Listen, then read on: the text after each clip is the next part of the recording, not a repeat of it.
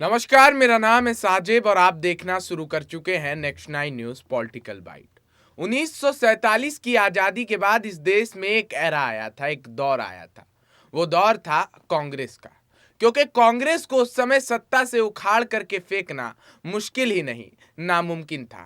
कांग्रेस हमेशा बहुमत से केंद्र में सरकार बनाती थी, लेकिन कांग्रेस ने अपना एक ही नेता ऐसा दिया जिसे देश ने याद रखा है और उसकी चर्चा अभी भी होती रहती है। चाहे आलोचना हो या फिर चाहने वाले हो, उनकी चर्चा हमेशा होती रहती है और वो नेता है जवाहरलाल नेहरू, यानी हमारे देश के पहले प्रधानमंत्री।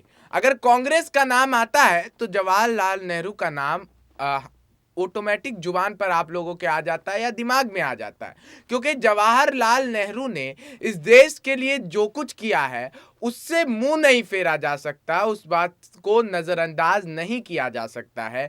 देश को उन्होंने आज के लागत के हिसाब से देखे तो 12,000 करोड़ रुपए से अधिक का कर्ज देश की अर्थव्यवस्था को दिया।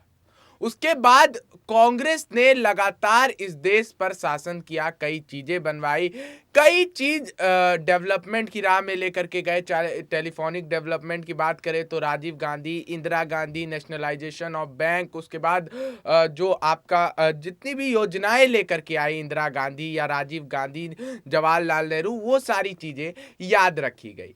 लेकिन फिर अचानक से 1996 के बाद कांग्रेस की कुर्सी जो है वो खतरे में आने लगी। फिर भाजपा यानी कि भगवाधारी खेमे से एक ऐसा नेता निकला जिसकी चर्चा हो सकती थी, लेकिन पार्टी की अंदरूनी कलह की वजह से वो नेता भी ज्यादा दिनों तक नहीं चल सका। मैं बात कर रहा हूं अटल बिहारी वाजपेयी की।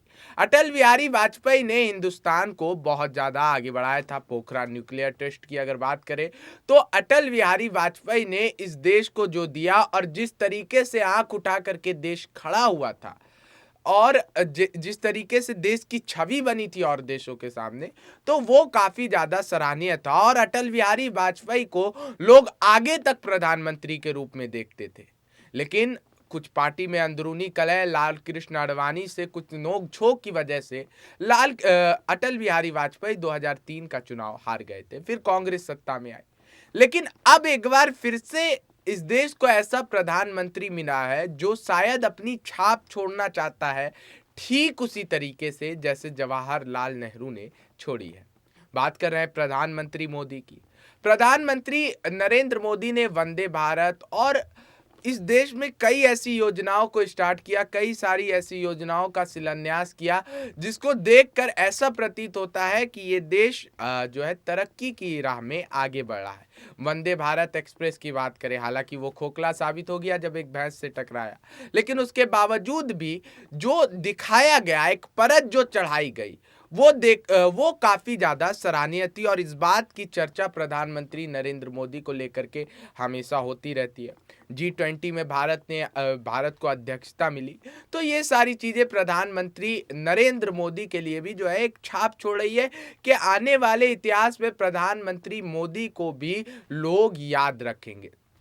लेकिन अब देखिए कि क्या है कि गंगा विलास प्रोजेक्ट जो है प्रधानमंत्री मोदी ने उन्हें हरा झंडा दिखा करके जो है उसका उद्घाटन किया और उसके बाद से ही विपक्ष पूरी तरीके से हमलावर हो गया। बता दें कि अखिलेश यादव ने यहाँ पर जमकर हमला बोला है केंद्र की मोदी सरकार पर, और कांग्रेस के तमाम नेता भी लगातार इस योजना को लेकर के हमलावर है। उनका कहना है कि ये सारी चीजें जो बताई जा रही है, जैसा इसे पेश किया जा रहा है वैसा कुछ भी नहीं है। इस तरीके की चीजें देश में पहले भी आ चुकी हैं। इस तरीके की बातें यहाँ पर लगातार कही जा रही है और इससे फिलहाल सियासत बेहद ज्यादा गर्म नजर आ रही है। अखिलेश यादव इससे बीते दिनों भी जो है कई मुद्दों में फंसे हुए थे, डॉक्टर रीता राजपूत के मुद्दे में भी फंसे हुए थे। उसके बाद भी अभी भी उन्होंने जो है यहाँ पर केंद्र की सरकार पर तंज कसना नहीं छोड़ा। अब देखना बेहद दिलचस्प होगा कि अखिलेश यादव जो अपने आप को मुख्य धारा राजनीति जो है देश की उससे जोड़ने के प्रयास में जो ये काम कर रहे हैं, कहीं उन पर बैकफायर ना कर जाए। बहरहाल आज की इस रिपोर्ट में इतना ही। तब तक के लिए बने रहिए और देखते रहिए next nine news political bite.